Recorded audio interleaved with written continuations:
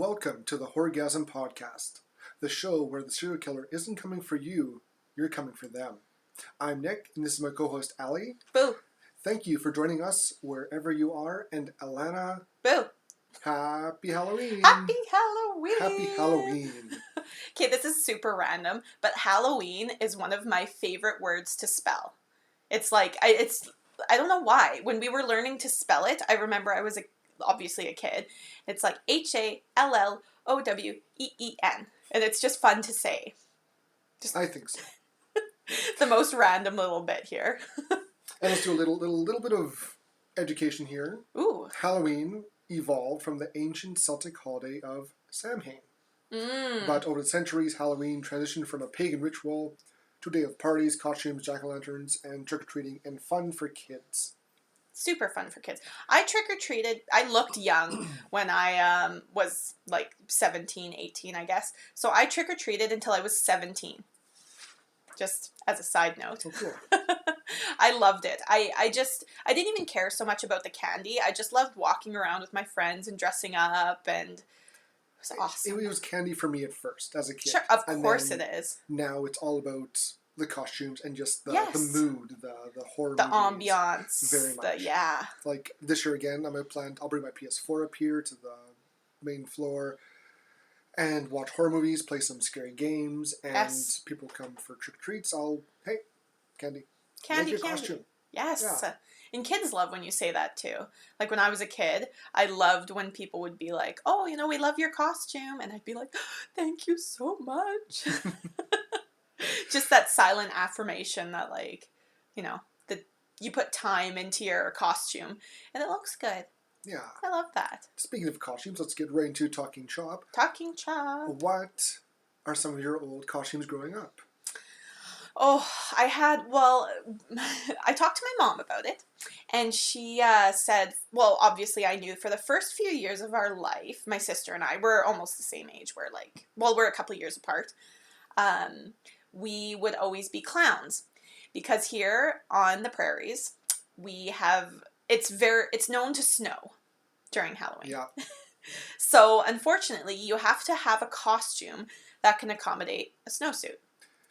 Yeah, underneath.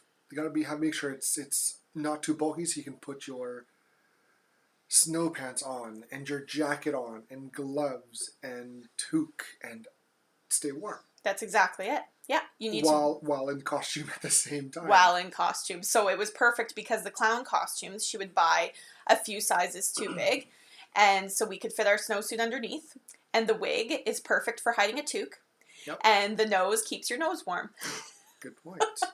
So it was just the perfect package. And then when you wear mitts, clowns are known sometimes to wear gloves, like white gloves. So we'd have white mittens on and complete the look. Yep.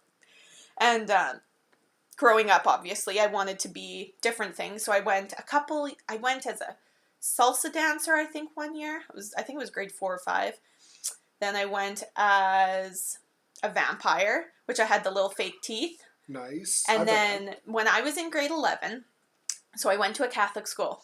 When I was in grade 11, my friend and I, we watched Brokeback Mountain for the first time and loved it. Loved the message. So we were like, screw that. We're going to go as the main characters from Brokeback Mountain. That's Jake Gyllenhaal and Heath Ledger. So we dressed up as cowboys. We took pictures like the front of the movie cover, and we went and we drew on beards and everything. We loved it. We binded our chest and everything. Like we went the whole way. And then of course when we're trick-or-treating, we like I said, grade 11. I was 17, 16, 17. We were still going. And we when people would be like, "Oh, what are you?" We'd be like, "Cowboys." We chickened out a little bit, but we had so much fun. It was great. Yeah. Some of my... yeah, what about you? Oh, if I remember. I forget most of them. I know I was a Ninja Turtle. Definitely. Michelangelo for a couple years. I'm sure I was a ninja. The one year dressed up as Papa Shango, the old wrestler who... Oh, cute. He was a shaman guy, kind of spooky, and I'm like, oh, I want to be him. So I got some makeup on. I did some major searching, found like a top hat and a cloak. Mm-hmm. I had an old plastic skull that I just kind of, I think I drilled holes and put like a shoelace through, Mm-hmm. and just kind of hung it on my neck. Sure. And you know, like he had like a skull and some beads around it. Yeah. And yeah, I think that was my most ambitious costume. Oh. And I think last year I went as the Green Bastard. Yeah. Trailer Park Boys. That was Yeah. that was fun finding all the parts of that costume. Went to 3 different Halloween stores to get all the things for it. Yes. So that was fun. Last year I went as my friend and I. We usually do themed costumes together. So she went as Belle and I went as Gaston, and I loved it. I like to buy things from Value Village to make costumes. Like this year I'm going to be Jason, so I went to Value Village and bought the like tan jacket and the black pants and everything that I'm going to shred and everything because help the environment, secondhand, all that kind of stuff. So I'm really excited. I'll take pictures and post them on our Instagram because I think it's going to be good. I think I might go as Chris Jericho's The Painmaker this year. I don't have like the spiked leather jacket he has, but I'm going to go try and find like the hats. I'm going to get the makeup on the face a bit. And it's not very much else. I'll probably just throw a shirt on. And sure. Yeah. But it's all about kind of just the makeup and the top hat is kind of... And that's the whole point of Halloween. I went for a pedicure yesterday with my mother-in-law and my partner's brother's girlfriend. And we were talking about Halloween and dressing up. And she said, well, I don't like Halloween. I was like, oh, why? And she said that she had a bad experience with some friends one year when she was like a kid or like a teenager kind of. And now it just kind of ruined it for her. So she doesn't dress up. She doesn't do anything. She's not interested in it. And I thought that was interesting how like a family experience or a friend experience can kind of ruin a holiday for you. Because I know people who don't like Christmas because they're from broken families. So they don't, it's like in our family, like we love Christmas. Like that's our time to get together, overeat, play a ton of board games. Yes. And we have so much fun. Yep. And so it's sad that like a bad experience for somebody can ruin a whole holiday. Right? Yeah, it's sad, but if it's a bad enough experience, that can just wreck it. That's exactly it. And you have no interest in, like, now I can't think of any examples for myself. Right. But. And that's what I said. I said I've had nothing but really good experiences on holidays. Yeah. Probably mostly because of family. Like we have a strong nuclear family and everything, but. Well, almost every big holiday as kids, you and your family would come over to my house and we'd always have a big meal. We would just hang out, we'd play video games together, we'd do stuff, and that's like I have such fond memories of like Halloween. We would stay in the city here because you lived in a small town and we lived in a city, so county's better. I would say I knew the places to go every year to get the full can of pops and the full candy bars. Yep. Not the little ones, the big chocolate bars. Absolutely. And then like 2 places to go we knew for cans of pop. And that's exactly it. They're like Crush or nothing too fancy, but it was Crush, Orange, or one year we should do that here because you can get those packs from Costco that are like, you get like 48. I want to be that house. We should be the good house that gives out the good candy. Because we live in an older area of the city. And we don't get a lot. We don't. We get like 20, 30 kids. But I think if we start handing out the good stuff, word will get out, and we could even throw. We should put a sticker of Horr-Gasm on the front door or somewhere. Print out a poster. We need to do posters. Yeah. All right. Well, this week it's not a surprise because we announced it last week, but we watched Rocky Horror Picture Show, which is like one of your favorite movies ever. It would be like Silence of the Lambs, Rocky Horror Picture Show. I'm pretty sure would be my top 2. Nice, good. Thank you. I think mine would be Rocky's not up there. Interesting. But I think mine would be Alien. Yeah. The Thing, and then kind of descends into like the classics of course. Evil Dead, Rocky Horror. Just watch the movie.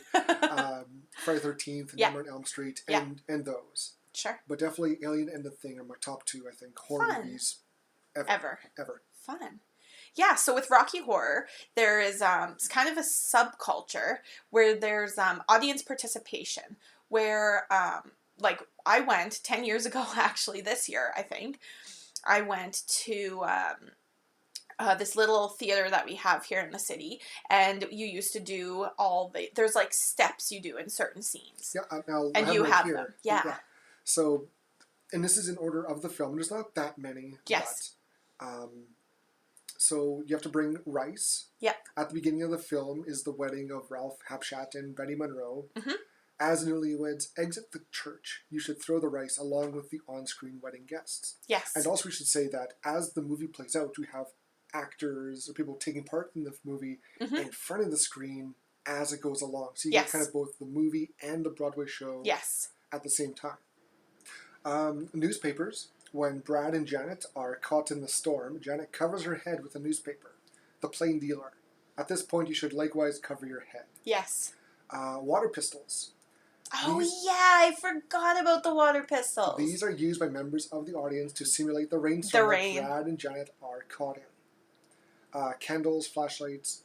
There's a light verse of Over at Frankenstein's Place. You should light up the theater with candles, flashlights, lighters, whatever. Mm-hmm. Probably lights. Yes. Due to fire. Yes. Risks. Yeah, I think we brought lighters. Like, I remember doing this, and we brought lighters. Oh, cool. Yeah. Rubber gloves. During and after the creation speech, Frank snaps his rubber gloves 3 times. Yeah. Later, Magenta pulls his gloves off his hands. You should snap your gloves in sync each time to create a fantastic sound effect. Yes. Noisemakers. At the end of the creation speech, yes. the Transylvanians respond with applause and noisemakers. You should do the same.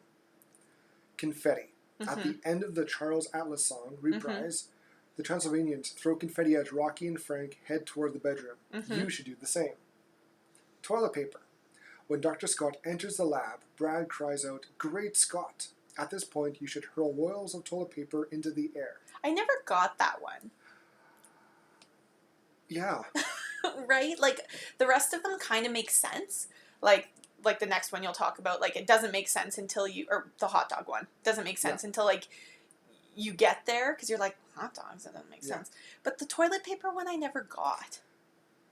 I think just because he burst through the wall. Sure. I don't know. I thought, like, maybe, like, Scotty's is, like, isn't that a brand of toilet paper? Yes, it is. I never thought of that. Like, I'm reaching. That is probably it. Yeah. I think that could be. Yeah, it could be. It's, Scott. Yeah. Toilet paper. That makes sense. Sure. Toast. When Frank proposes a toast at dinner, members of the audience throw toast into the air. Preferably unbuttered. Things can get sticky. Party hat. At the dinner table, when Frank puts on a party hat, you should do the same. Bell. During the song Planet Schmanet Janet, ring the bell when Frank sings Did you hear a bell ring? Mm-hmm. Cards. During the song I'm Going Home, Frank sings Cards for Sorrow, Cards for Pain. At this point, you should shower the theater with cards. Yes. And hot dogs and prunes. Yes. It has happened on occasion that fans will throw hot dogs and prunes at their appropriate mention in the film. Mm-hmm. This should not be encouraged because it attracts rodents and leaves stains on the screen. It does, yes. I get that. Yeah, we did the toast, we did the rice, we did the cards, we did the toilet paper, we did the hot dogs. Yep. Like, we did quite a few. And then the show that we went to, it's encouraged to, during the dance scenes, they take the lights off dim and you dance. Like the time warp. Everybody gets up and time warps. Nice. And, like, during the songs, like, if there's lots of, like, it's obviously encouraged to dress up, because then you used to get in for free. If you dress up, you get in for free. Yeah. Yeah, and if you don't, then you have to pay. Because, like, honestly, like, if you dress up, you're putting on a show. Yep. With the movie, right? And you feel you're a part of it. That's exactly it. That's cool. So people who would dress up as Frankenfurter would dress during the Frankenfurter songs, and people who were dressed as Magenta and Columbia would dance during the Columbia songs, and Riff Raff, same thing. Not many people dress as Riff Raff, though, because, when everybody else is dressed in, like, spicy little numbers, you don't want to be dressed as Igor, kind of. Yeah.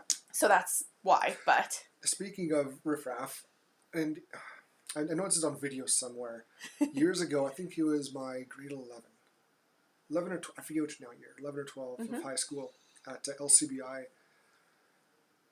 For Halloween, I orchestrated, planned out the time warp dance. Yes. I got a bunch of they went along with it. I'm surprised. To be the character. So I was Riff Raff. Mm-hmm. I think Michelle was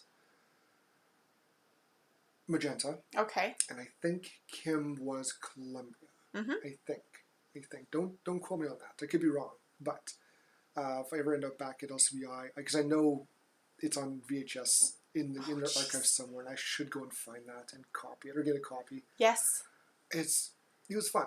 Yeah. I had the idea because I know Time Warp is such a big, iconic song. Even if people don't know Rocky Horror, they know Time Warp. They do. And so I went and I rented the movie, and we watched it over and over and over to try and get the song down. And I think I ended up recording it onto a cassette. I forget how I got the song playing. Yeah. But I even choreographed a little impromptu, made up dance to it. Really? And yeah, I thought it was fun. I even went found a cloak, because Riff Raff, he's got kind of what they start off with a hunch, which disappears. Because that's just his facade. That's like the Igor. Yeah, but no, it was fun. I'm glad I did that. Yeah. And, that's like when we used to go to the theater to go to this, and we would dress up.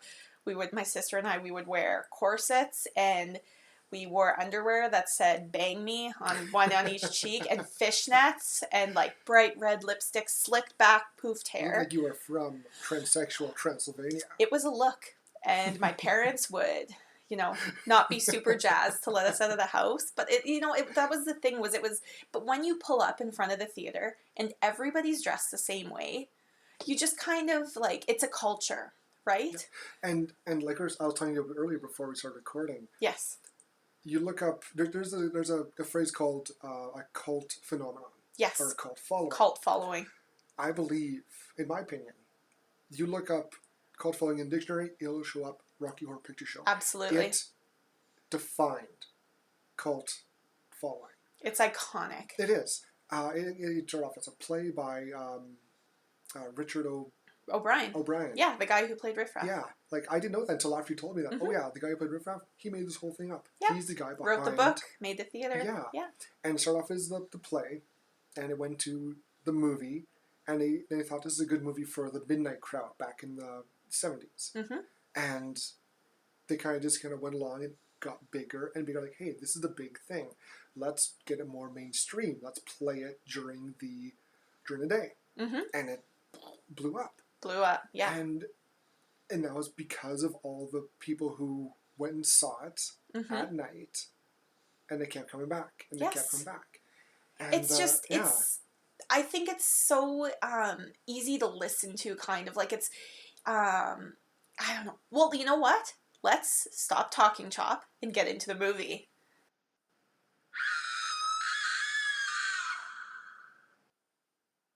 Okay, so we are now talking about Rocky Horror after watching it. Yay! And it's an amazing movie. You're the expert on the movie. I'm the expert in watching it, I guess. I don't know. Well, tell to those who haven't seen it, what is Rocky Horror Picture Show? Give it a little description. Well, the Rocky Horror Picture Show is a 1975 film directed by Jim Sharman. And if I had to describe it, it would be a comedy horror musical about sexual liberation. Yep. In a nutshell. Yep. Right? Yeah, it's got a very Frankenstein feel to it. Yes. 100%. Well, that's got to be what it's based off of, right? Well, yeah. It involves creation. Yes. Riff Raff kind of has an Igor hump at first, and that disappears, which is fine. Yeah. But do you think it's a horror movie? Because I mentioned this to a friend, and he's like, "Well, it's not a horror." I'm like, "Well, it has horror in its name. There is some creepiness to it. It's in the horror section." Yes. Throwback to our episode 1, I believe, when we talked about what constitutes a horror movie. After watching it again, do I think it's a horror movie? No. It's categorized as a comedy thriller musical. A horror. I know it is. Is it? Yeah, it is. It is in the horror section. Interesting. But then compare this to The Little Shop of Horrors. It's another I love that musical comedy horror. Now it's a little more horror-ish with Audrey, the name of the plant that eats people. Hey, that's horror-ish. Yeah. This has horror elements. It has supernatural elements. It has science fiction elements. Double feature. Yes, science fiction double feature. It's very. It's on the cusp of horror. Right. Like if there's like a fine line, it's dancing on its tiptoes. And if you watch it, don't expect it to be like really high quality studio production with, you know, like amazing acting and all that kind of stuff, which I personally think it is. But I actually asked my partner, because I know he doesn't like it, and I said, why don't you like it? And so I wrote down what he said, and he said it was a weird, bad musical, and the feel of the movie was just off to him, and it was corny as hell. So I said, you know, and that's the thing is, when people watch it, they either love it or hate it. Yep. There's never a middle ground. It's either, oh my God, that music's amazing, I'm going to be singing the time warp for the rest of time, or ugh, like that was a hard watch. Yeah, I don't see anyone saying, you know, I love the musicals, but I hate the theme. I hate the whole transsexual part of it. Well, that's the main thing of the movie. Yes. It's like, I love Rocky, but I hate boxing. Yeah. Well, then why you watch the movie? Well, I like the character Rocky, but I hate when he boxes. That's the whole movie. That's the movie. Yeah. But yeah, it's very iconic. It is. It's exactly when you talked about cult following. Yeah. It started off with nobody seeing it and only the midnight showings, and now it's like everybody knows it. And like I said, if you don't know it, you know the time warp, you know Dr. Frankenfurter, you know what he looks like, you know Tim Curry. It's been parodied on countless shows everywhere. Rob Zombie even used when he was writing and getting ready for House of a Thousand Corpses. Yeah. He cited Rocky Horror as one of the inspirations. Fabulous. For that movie. I'm like, oh wow. Yeah. That's so cool. Yeah, it's amazing. Yeah. I love it. I'm going to be really biased in this review because I love everything about it. It's just, for me, it's a feel-good movie because of the themes and what it represented in 1975. I think is just great. Oh yeah, it was a very, like, again, we talked about this before. Yes. The theme was very, very, very, I don't know how to explain it properly. Different for the time. Controversial. Yes, that's what I was looking for. It's very controversial and was never spoken out loud. It was always kind of hushed. And even like with the whole homosexuality, bisexuality, yes, and transsexuality, like wasn't a thing. It was not. It was that wasn't spoken about. It was so taboo in 1975. Extremely, and it was just seen as very disturbing to some people who were very, they did not understand it. They didn't like it. Yeah. It bothered them. This is a horrible thing. I don't want to talk about it. But this movie does a great job at really embracing and endorsing the whole community. Yes. Like even like they have multiple rainbows. This is way before the Pride community used the rainbow flag as their kind of their symbol. Yeah. And you'd almost think that maybe this was the start. Sure. Someone said, hey, there's a lot of rainbows in this movie. That'd be a great symbol for Pride. And for the LGBTQ community. Yeah. And it works. You know what? This was a great choice. And if Rocky Horror is the inspiration, well done. Yes, I agree. And I think the whole theme of the movie, the reason, we'll just kind of randomly bump around a bit at the beginning here, I think. Sorry, everybody. The reason he creates Rocky is because he wants somebody to love him. Yeah. And don't we all? Yeah. Don't we all kind of, I mean, obviously not to go to these extremes. No. And Dr. Frankenfurter is very flawed as a character. But, the whole reason he does this is because he just wants somebody to love him. Yeah. And he goes from female, Columbia. Yeah. And then finds Eddie. And then he's like, well, that didn't work. Because those two end up falling in love. Yes. And then he made Rocky Mm-hmm. using half of Eddie's brain. Mm-hmm. And then he gets with Janet. yeah, then he gets with Brad. It's very, very funny. Yeah. How it kind of embraces that free love who you want, it doesn't matter sort of mentality. Yeah. Yeah. Yeah. I loved it. I love movies that challenge people. It's one of my favorite things. And this was Tim Curry's first leading role. He knocked out of the park. Amazing. If you watch it for no other reason than watching Tim Curry be a sweet transvestite from transsexual Transylvania, that's why you should watch it. And you got Meatloaf is in there too. You as got Eddie, Susan Sarandon. Yes, as Janet. And God damn it. Well, there's lots of good. You're thinking of the guy who played the criminologist? Yes. Yes, we just talked about it. So I figured you were. But yeah, he's amazing. So I'll quickly go through the movies, or the characters. Go through the movies. Oh my gosh. And Charles Gray as the criminologist, who was Blofeld in all the Bond movies. He was the big mastermind behind Spectre in the James Bond films. Yes. And he's in this, and he's the kind of the narrator through the whole film. You bet. But during the time warp, he's up dancing, like he's a part of it. Mm-hmm. And even the fourth wall breaks this movie does is great. Yeah, I like that's one of the reasons I love Deadpool too, is because I love when it breaks that fourth wall. It's very meta these days, and I love it. It's just you almost feel it brings you into the world of Rocky Horror. Yeah. And you embrace it. Well, I did. Obviously, some people don't, but I did. Yeah. Well, when did you first hear about this? So I went to high school in the early 2000s, and we talked about it in high school. Kind of one of my friends, I think, was really into it. And I thought, well, I've never seen this movie. Like, I've heard about it. I've never seen it. And so I remember I watched it. And within the beginning, when they do the time warp and the pelvic thrusting, and then we do the next song is like I said, the sweet transvestite from transsexual Transylvania. I was like, oh, this is where this movie's going. Because I didn't know it was such a thing. Yeah. And then I watched it and I was like, this is the best movie I've ever seen. I love it so much. And I watched it over and over and over. And it's just like a part of my life. Cool. How about you? How did you hear about it? I didn't hear a thing about it until I kind of came across it during my, flip through all the horror movies, VHS. Yeah.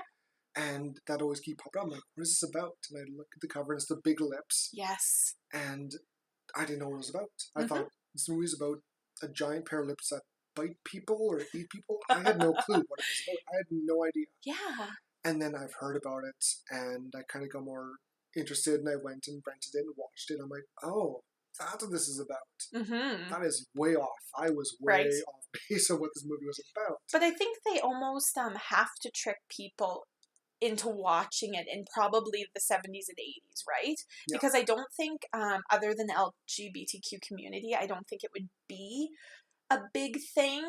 But I was interested, actually, we were talking about it during the credits at the end. I don't know many men who like the movie. I think because of the themes and everything. Yes. And it's just a thing. even Brad, the character in the movie starts off, he was kind of, I won't say disgusted, but he was a little... They both were. I think Janet and Brad were both like, ooh. Yeah, like, what is this? We want out. And then they kind of kept getting pulled in deeper and deeper, and they liked it. They got into it. And in the beginning song that Janet and Brad sings, he talks about being, like, manly and, his wife cooks real good. They're talking about the wedding, and he's got such a good job and up for promotion. And just talking about men and women stereotypes. Yeah. And then they go to Dr. Frankenfurter's castle and everything is just flipped on its head. Yeah. And they're opened up to this new world, sort of. You can do whatever you want. As long as you're not hurting people, do whatever you want. It's not like people got hurt in this movie. What? Oh, yeah. Just a few. We'll get into it. Yes. But let's look at the character. Speaking of Brad and Janet, there are two leads. Yes. And then we have the narrator, like Nick said, was the criminologist. And then Tim Curry is Dr. Frankenfurter, who's in the other lead character, I would say. And then we have the the sub-characters, kind of the servants of Dr. Frankenfurter, would be Riff Raff and Magenta. And Columbia's kind of in there too, kind of working with them, but she happens to be a fan of Dr. Frankenfurter that came to live in the castle. And she fell in love with him too. She fell in love with him, yeah. And Eddie would kind of be in that same boat. He fell in love with Dr. Frankenfurter and came to the castle. And then Rocky Horror is the creation that Dr. Frankenfurter makes. And then we also, at the end, have Dr. Scott pop in. Yes. Yeah. Good old Dr. Scott in his wheelchair. Great Scott. And also we have Susan Sarandon plays Janet Weiss, yeah. Yeah, it's great. I like her. She did such a good job, and I was reading the trivia, and she speaks in a lot lower voice, so she had her voice be higher in this movie to be more of that, virginal, like not knowing character, sort of, to play off that sort of airheady character. Yeah, which worked. Yep. I thought. Yeah, so we can kind of get into talking about it. I'm so excited. Let's start. Let's do it. So it starts with a nice little wedding going on. I think they're friends of Brad and Janet. Yes, yeah, they're I think they're good friends. They seem they're like colleagues who went to school because they kind of Brad and this other guy seem pretty familiar with each other. Yes, and I haven't seen this movie for a long time. Yeah. Ever since I think I first really rented it. And right away I noticed, okay, there's Tim Curry, and there's the antagonists at the church, like in the background, sort of, when they're taking a picture. There's Tim Curry as Dr. Frankenfurter with no makeup on or anything in the background. He's a reverend there who kind of married him off, and you bet. It kind of kicks off because this is also it's a musical, so we get our first song, and it comes. It's "Damn It, Janet." Yes, which is a good one of my favorite songs. Yeah, and basically Janet's kind of pushing Brad. There's a wedding, we should get married, and finally he caves. Or he must have had plans. He had the ring with him. He had the ring, yeah. And so we get a little song with them of him creating their love for each other, and But it's interesting, and I kind of went watching it this time. The main lines are "Damn it, Janet" is what Brad says, and Janet says, "I'm mad." Yeah, I caught that too. Yeah, and it's interesting as the movie progresses, where they're like cheating on each other and getting mad at each other and everything. It's almost a foreshadow, I think, the song for what's to come. And for "Damn It, Janet" is kind of him referring, you keep pushing me, fine, damn it, yes, I'll marry you. And her is like, I'm mad because I have to force you and push you to pop the question. Right. And the actual lyrics go as like, "Damn it, Janet, I love you." And then she goes, "I'm mad for you, Brad." But it stops. It's, "Damn it, Janet, I love you." And she goes, "I'm mad for you, Brad." And it stops. And even when you put on the subtitles, it isolates those parts. Yeah. So I just thought it was really interesting foreshadow. And thinking now, it's very similar to an old Buffy episode, Once More Feeling, when Xander and Anya do a little duet where they're planning to get married, and they both have their reservations about this whole marriage. Okay. And now I'm just thinking there's a huge parallel between the two. Mm-hmm. So go watch Buffy. Fun. I haven't watched Buffy. Sounds good. I love that show. Such a good show. So after the church and all the singing, Janet and Brad are driving in the rain. The rain starts to get really bad, and they get to a dead end. Yeah, they're off to go see Dr. Scott, who introduced them, I guess, is the thing. Like, they met in his class. Yes. Yeah. So that's the whole thing. They want to go and thank him, I guess, which is a thing. I don't know. Sure. So they're driving. They pop a tire, and then they see a castle a little bit back. So they decide they're going to walk to the castle and see if they can use a phone or stay the night or something. Yes. So they get to the castle. They have a song while they're walking about the rain, and there's a light in the distance. And this is one of the parts where you light the match or the lighter or whatever. And you have the newspaper on your head. Yeah, you betcha. Probably a fire hazard, but that's okay. Yeah. So then they arrive at the castle and ring the weird doorbell. It's like, ding, ding, It's so cool. And then Riff Raff answers and gives my one of my favorite lines of the whole movie. He opens the door and goes, "Hello." Like, it's so creepy how he does it. His accent in I love this his voice. is amazing. It's very sinister. Yes. Yeah. It's very good. Him and Magenta, their voices are so creepy. Hers sounds more European, like Yeah. Austrian kind of. Yeah, and like it's very deep. Yes. I guess that's where Transylvania, there is no Transylvania in the world, but Right. it's always been in all the fictional books. It's kind of in Europe somewhere. It is, yeah. Kind of like Romania, isn't it? Yes. Yeah. Yes. It's kind of sort of, I think, where it's supposed to be based around. Yeah. But it's also nice the contrast between Magenta's voice and Columbia's voice, because Columbia's got a very high-pitched voice. And again, watching this again, I picked up a lot of Harley Quinn. Yes. In Columbia. Mm-hmm. So I'm guessing, again, when they created the Harley Quinn character, they must have watched or got an idea. Mm-hmm. Or even the actress who did, because she was first in the cartoon, and that's where she was introduced. Right. And they gave her that kind of high-pitched, kind of... nasally voice. And it worked, and that's a good, voice for the character. I think it was Tara Strong who did the voice for her originally, I think. Yes. And, Columbia's voice is very high-pitched and not similar to Riff Raff or Magenta or even Frankenfurter. Yeah, I agree. It's the different voices are so cool. I think that it adds contrast to the show, and it's almost the similarity between Riff Raff and Magenta adds and the difference in Columbia. It's almost like it shows the difference in species that they are, kind of, it shows that they're different. Same with Dr. Frankenfurter. He's got that very deep voice. Yes. Yeah, it's interesting. I like that about it.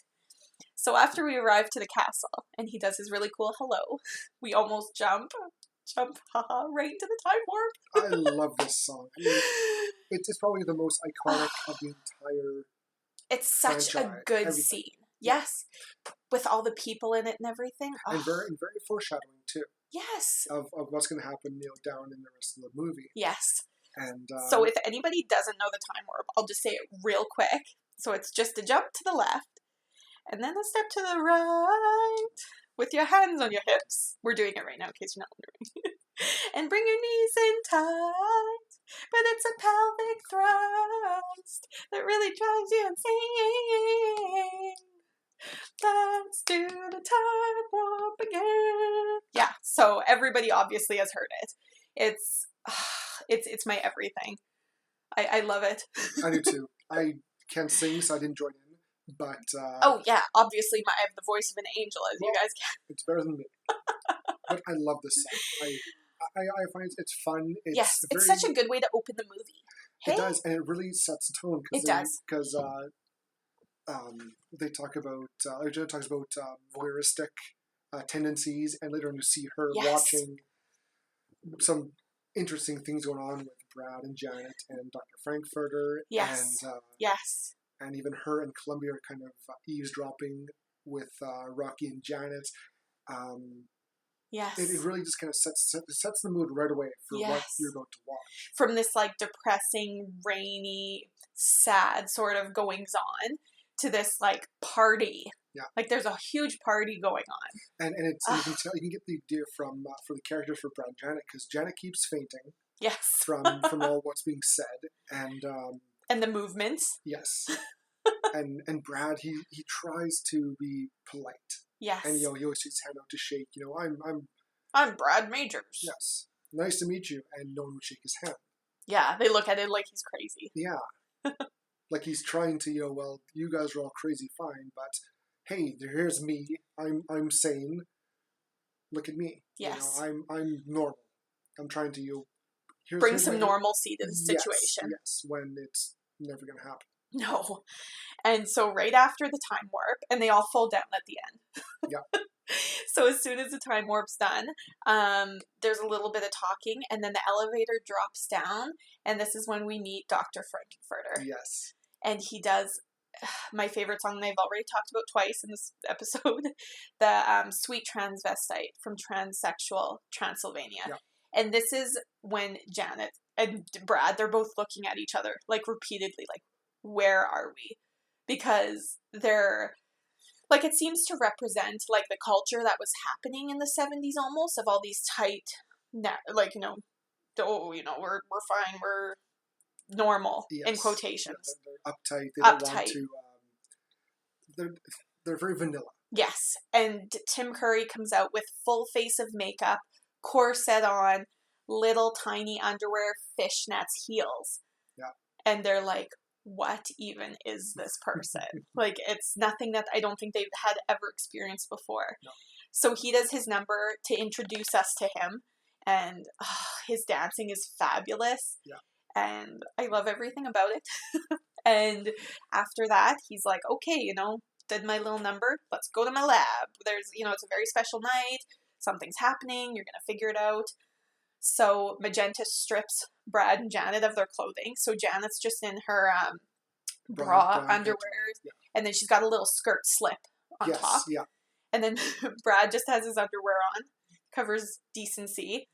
And so up we go to Dr. Frankenfurter's lab.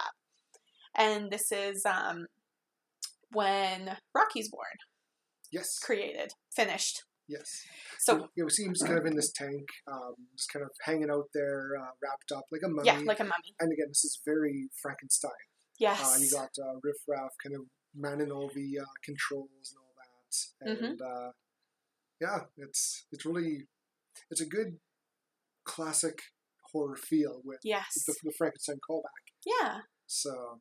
And so it's like they were waiting for the lightning or something, sort of very, again, Frankenstein-esque. And they're injecting rainbow colors into Rocky's tank that he's laying in, suspended in. And then once that happens, he comes to life and they rip all the bandages off of him. And he's this blonde hair, blue-eyed, completely muscly, ripped dude in gold underwear. Yep. And he's not really sure about Dr. Frank yet. Kind of, he does a song. Anything. He's just got born. Yeah, he's a baby. And so his musical number when he's born is he's running away from Dr. Frank, and who just created him to have somebody to love him. Yeah. And then after his song, we hear a revving kind of, and Eddie, who's played by Meatloaf, breaks through the wall and does this amazing number. How was the wall? It was like a storage. Yeah, he was in a deep freeze. It's like cold storage. And it looked like he's bleeding from the forehead. He's got a big gash on his forehead, and his clothing's ripped and everything. And so we're not really sure what happens. Columbia is just so excited to see him. She's like, Eddie! Because that's her bae. That's been in the deep freeze. So obviously she mustn't have. She probably didn't know, or she was told, but he's gone. She was told that he's gone. Get over it. Yes, exactly. And so he drives around on his motorcycle and does a really good number about Columbia. I've read that the song was actually about Columbia, about how much he misses her and loves her, and then after his song's done, you can see the jealousy in Frankfurt just kind of getting worse. He's mad. And worse. And he's also worried because later on we find out that he took half of Eddie's brain and put it into Rocky, to hopefully encourage Rocky to love him. Yeah, Frankenfurter. And I think he was worried that it'll be influential on Rocky, and it'll be the same result as before. Yes, exactly. So he picks up a pickaxe. And he's terrified. He runs back in the freezer, and Rocky just kills him. Yeah, stabs him with a pickaxe repeatedly. And you hear Eddie kind of just screaming and groaning and dying. Yes. And Columbia's just screaming. She's so aghast of what's happening. Yeah. And so then Dr. Frankenfurter walks out, and Magenta grabs his gloves, and he's like, all right, time for bed. Party's over. Yeah. That's it. So Magenta and Riff Raff throw Brad and Janet into separate rooms, and as soon as Janet's in bed, she's just sleeping there, hanging out. And then Brad, in quotations, comes into her room and he's like, oh, Janet, this place, it's crazy. I don't know what it's doing to us, and starts kissing her. And she's like, oh, Brad, oh, we should wait, blah, blah, blah. And then goes to touch his hair, and it's Dr. Frankenfurter. Dr. Frankenfurter snuck pretending in to be Brad. as Brad to have his way with Janet. Yes. And there's a small allusion of rape to it. Yes. But it's more, he kind of convinces her, hey, why not, give it a try. Yeah. There's you some might part of like you that likes it. And yes. then she's like, I forget what she says. It's not stop. She's like, wait. Oh, wait, like, yeah. Wait, stop. and she's like, well, okay, but don't tell Brad. Yeah. And then they have a little canoodle session. Oh, do they ever? And then we flip to, there's a small scene where Rocky escapes from his little containment center because Riff Raff's kind of picking on him, so Rocky escapes. And then we clip to Brad's room. And Janet, in quotations, comes in and it's exactly word for word the same scene that happened to Janet. And it's so cool. I like that how it's just a mirror. It's exactly what it. happened. Yeah, and Janet's room also, it's the same room even. Yeah. I'm sure on the set they use the same room. Different lighting. Janet's is red/pink, and Brad's room is blue, which is, right, for the boy and girl. Yep. And so the exact same scene with Dr. Frank happens with Brad, which kind of plays into his, bisexual, pansexual sort of flavor that he is. He doesn't care. He just wants to get it on. Yeah. Basically. And so Janet's really upset. And so she leaves, from what happened, transpired. So she leaves her room and runs to Dr. Frank's lab again. And she's looking on the monitor and she sees Dr. Frank smoking a cigarette. No, it's Brad. Brad's smoking a cigarette. Oh, yeah, and Dr. Frank is just laying on his bed. He's laying like, yes, you're right. Yeah. Yeah. And she hears whimpering. And she finds Rocky hidden underneath the little blanket. In his little cell that he was born in, I guess, the little rainbow thing. And we get a little musical with Rocky and Janet. And Janet's at first... My favorite song. Because when Rocky gets born, Janet's like, I don't like muscular men. Yeah, I don't like muscles. And Brad's like, yeah. Then at the end of the whole, right before bedtime, she's like, I like men with muscles. And Brad's like, wait a second. Hey now. Damn it, Janet. Good throwback. So Rocky and Janet kind of get a little canoodling session going on themselves. And the song is Touch Me, and it's just my favorite song. It's like, the lyrics are like, touch me, I want to be dirty. Yep. And it's just shows almost this transformation of Janet being this prude, straight-laced girl into being this, like, open... overly sexual. Yes. I want it. Yes. Just touch me, feel me. She like pulls Rocky's hands under boobs and like just touch me. Like I just want you. Yeah. And as opposed to her being very, when she first came and fainting at the sight of Dr. Frankenfurter. Yeah. And it's just, it shows this evolution towards the end of the movie. Or it's almost not evolution, but just, it was in her the whole time. Yes. She just, the door was opened. Yes. And showed what they really were. Yeah. Or what she really wanted. Yes, exactly. So after that, Frankenfurter kind of goes and investigates how Rocky got out. Yeah. He was whipping poor Riff Raff. Yes. And they find out that there's a guest. At the gates. Dr. Scott just kind of appeared out of nowhere. Dr. Scott.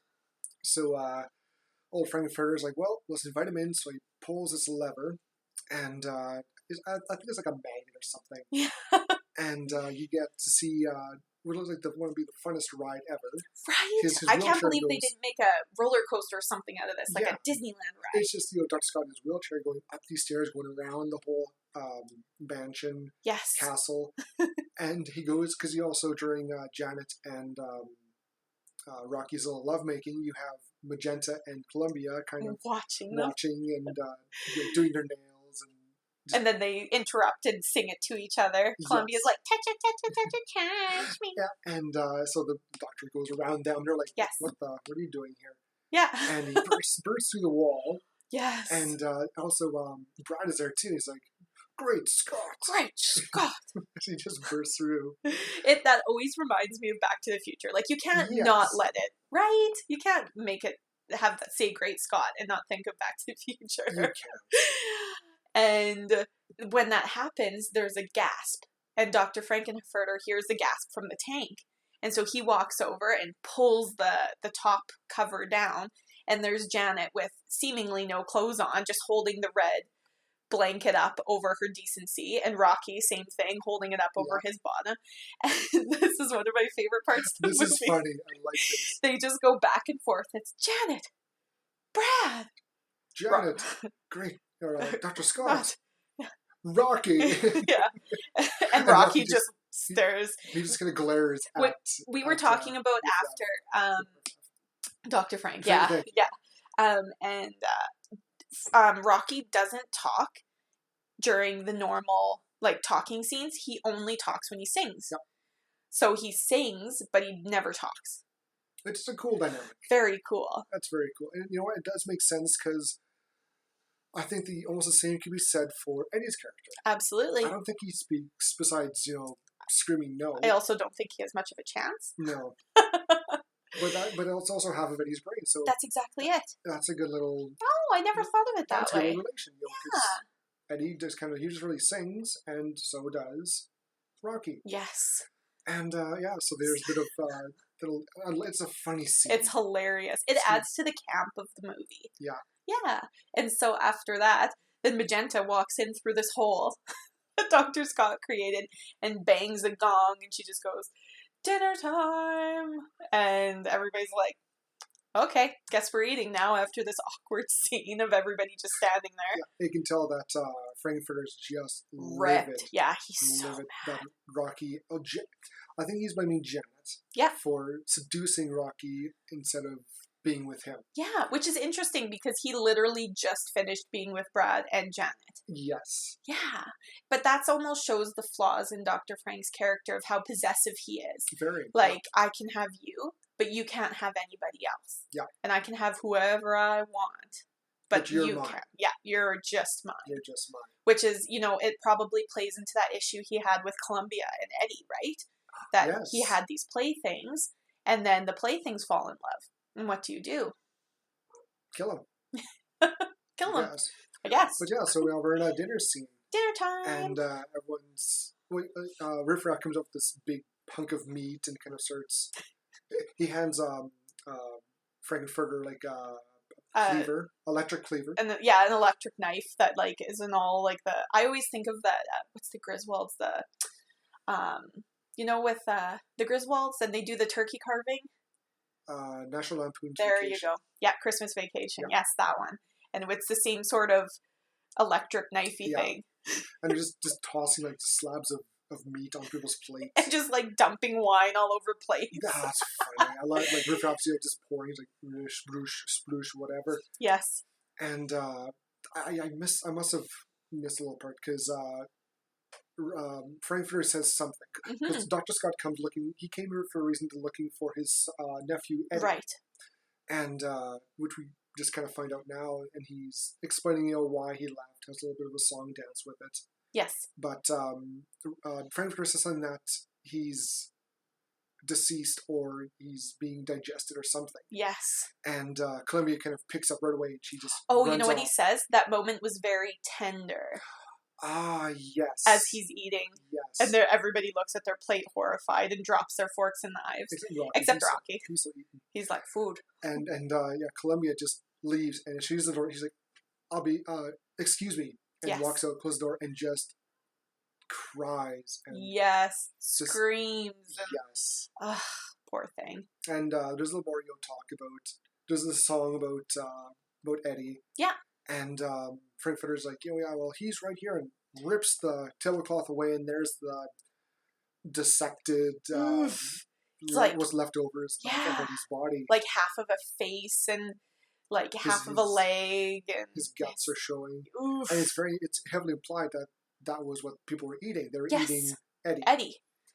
And I was actually reading the trivia, and they said that the actors, except for Tim Curry didn't know that what was underneath the tablecloth. So when he did that, that was an actual look of shock on their face. There's I think there's 3 of them. Tim Curry, Yes. Meatloaf, Mm-hmm. and I forget the third one. Yes. But the other actors didn't know. Yeah. So they were like, holy crap.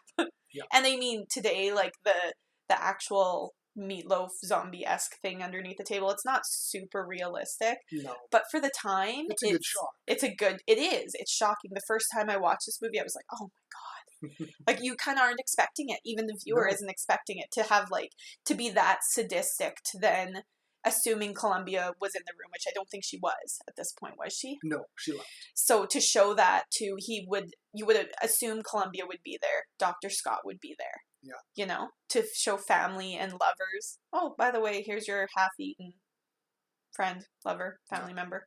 And also a little bit of trivia too.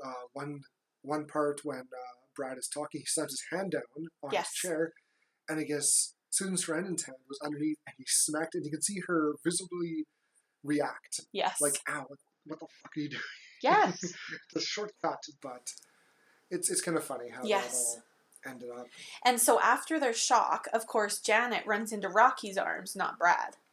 And this drives Dr. Frank crazy. Yeah. So then we do a song where he's chasing Janet back to their lab. Yeah. And so when they get back to the lab, Dr. Frank pulls a switch on the wall, and they all get, Dr. Scott, Janet, and Brad all get glued to the spot. Yeah, they get stuck. They get stuck. And the smart Dr. Scott, he kind of figures it out. He's the smart. He's like probably the smartest one. Him and Frank are the smartest ones there. Yes. And it's some sort of audio vibration defibrillator doohickey mabob. And Riff Raff is like, that's correct, Doctor. Mm-hmm. And and then one by one, everybody is turned to stone. With the Medusa. The Medusa, yeah. So and it's funny because they're also, when they turn to stone, they're naked. Yes, they are. So they have like full, except the doctor in the wheelchair just has like a cloth over him. Yeah.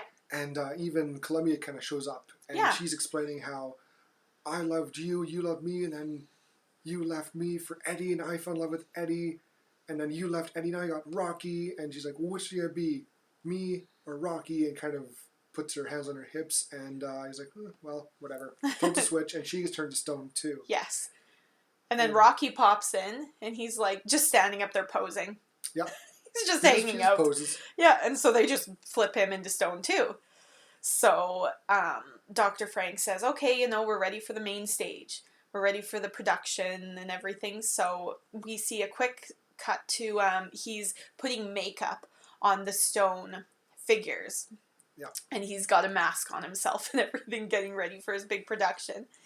And so we see the figures being placed like on the stage. So there's Janet, Brad, Dr. Scott, Columbia, and Rocky. They all have corsets and underwear, fishnets, and heels on. They're all almost like similar to Dr. Frankenfurter. Yes, what he's been wearing. Yeah, the leather and lace and all that. And their faces are painted white with like really dramatic like blue eyeshadow and like red lipstick. Red, it's very... like a circle he almost drew on their face. Yeah. And so they all take turns singing, and one by one they're turned from stone into humans again. The D-Medusa lover. Yes. It's funny. And they're singing actually about how they've gone through this sort of transformation from where they've been to where they are now, and how it's opened up these doors, and how they're feeling different. And they say like they can't explain why they're feeling different, but they do feel different. And after that, they all jump into a pool. Oh, Dr. Frank is shown, kind of. And he jumps into a pool. We see that there's a pool on the stage. Yeah. And so he jumps in, and all the other 5 people jump in too. No, they're just the 4. Janet, Brad, Columbia, and Rocky. Dr. Scott is still he can't swim. Stone. Oh, no, he's not stone. He got turned back, and he has the heels and everything. He gets turned back last. Doing the can behind them. Yeah. And they all jump in the pool and have a little pool kind of splashy, kissy orgy, which is what's implied. Yeah, it's simulated that it's supposed to be an orgy, which you obviously can't show. So that's what's implied is happening. Yeah. So then Frank comes out and he sings, he sees Riff Raff and Magenta. Yeah. And they're not dressed the same. Magenta's got like a Bride of Frankenstein hairdo going on. Yes, I was hoping you'd say that. Yeah. And Riff Raff's got his kind of long hair and like a top knot. Yes. And they got these kind of spacesuit kind of things on. It's kind of like Dragon Ball Z, like the Saiyan armor. Yeah. I want to compare it to. Yeah. And they come out and kind of accuse Dr. Frankenfurter, Yeah. Frankenfurter that your mission has failed, your plan's failed. I'm the commander now. Yeah. I'm in charge. And Frankenfurter's like, well, no, what are you talking about? Like, Yeah. no, you failed, it's over. We're going back home. Yeah, we're going home. Back to transsexual in the Transylvania system. And so Frankfurter, he gets his one last big number. Yes. And it's kind of, in his mind, he's implied he's being finally accepted. All the audience is empty. There's no one there. All the seats are empty, but he sees everyone kind of materialize into there. Yes. As he's doing his big song and dance and his big kind of last hurrah. And I read, I was looking up Dr. Frankenfurter on the Rocky Horror Picture Show Wikipedia, that this last song, it's titled I'm Going Home, and it's actually a bid for him to convince Magenta and Riff Raff that he's changed and like, oh, totally my bad, I've changed, let's, we'll all go home together. Yeah. And Riff Raff, because you've misunderstood there. Exactly. Only Magenta and I are going home. It brings out this. It's like the end of a antimatter laser. But it's because you remember at the beginning he's in the look of the pitchfork man. The painting. Yes. So I always took that the pitchfork was the gun the whole time. Interesting. I didn't even pick up on that. I did. As soon as I'm like, it's like a pitchfork end. Yeah. And it's like a gun. And so nope, we're going to kill you. And everyone's like, you're not going to kill them? I was like, yeah, I am. And Columbia shrieks out and she gets shot. And she dies. Yeah. And then they kind of they kind of stalk Frankenfurter and he climbs up the curtain. He gets shot. He falls down dead. Yeah. Rocky freaks out. He kind of realizes, I like this guy. You killed him. It's over. And he picks him up, and they're trying to shoot at Rocky. And he's kind of bouncing off him. Yes. And he ends up climbing this one, I don't know, was a ladder, a tower? Something. It's like a towery thing, yeah. And it's very King Kong-ish. Yeah. How he's just kind of bringing Frankenfurter with him. He actually turns around and goes like, ooh, or something like that. Swats away, and then he grabs Frankenfurter's arm, puts it around him, and climbs a little farther up. Yeah. And he gets shot, and him and Frankenfurter fall into the pool. Yes, and he's just they're dead. Floating. Yeah. And I think because it probably wasn't clear, because we weren't clear on it. It says, Janet yells, you've killed them all. Yeah. So it's like, oh, okay, he is dead. Yeah. And Dr. Scott kind of, you know what? Good job. Yeah, good for you. I agree with what you've done. All these people you've killed. Yeah. He was for the best. And either Janet or Brad, I forget which one, is like, but they killed Eddie. Like, he was your nephew. And he's like, well, maybe it was for the best. Yeah. And it's like, oof. Yikes. So yeah, and basically Riff Raff and Magenta tell him, well, if you're going to leave, better leave now, because we're going back to our planet transsexual in the Transylvania system. Yes. And so you see Dr. Scott, Brad and Janet kind of run out of the building just as it dematerializes. Yes. And it goes back to their home planet. Their home planet. And you see them in like this bunch of fog, and they're all clothes are tattered, and they're kind of got ash on them. And Janet's trying to crawl over to Brad. Yeah. And, it's kind of how it ends. That's how it ends. Yeah. And it ends in the same way that it begins, with these big pair of red lips, which are actually Magenta's lips, singing science fiction double feature. Yep. And that's the end. That's the end of Rocky Horror Picture Show. It's such a good movie.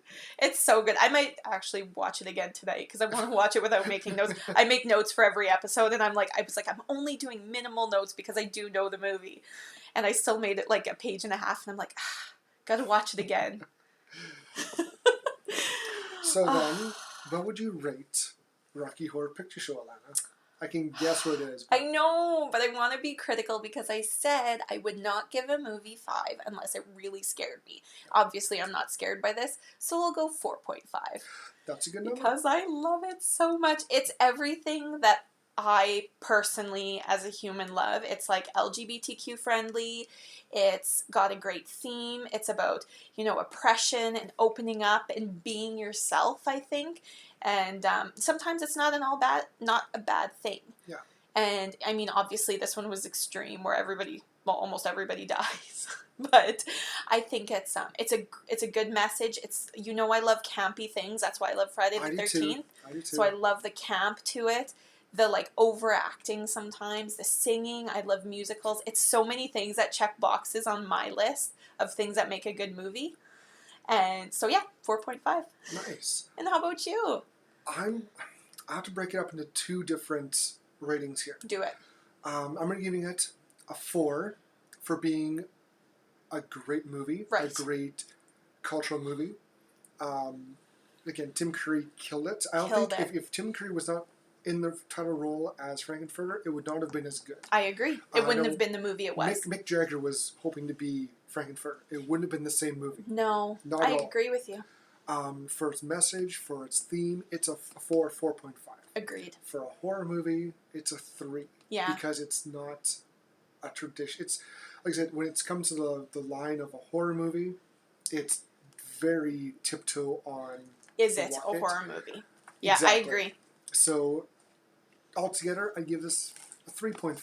Perfect. That's fair. I think anybody else watching it would not give it as high of a rating, and I started this podcast saying that I was biased. Yeah. So I'm gonna stick to my guns. I haven't seen this movie for a good long while, but it's got such a huge impact. Yes. On the horror community. I agree. And even it's a Halloween movie.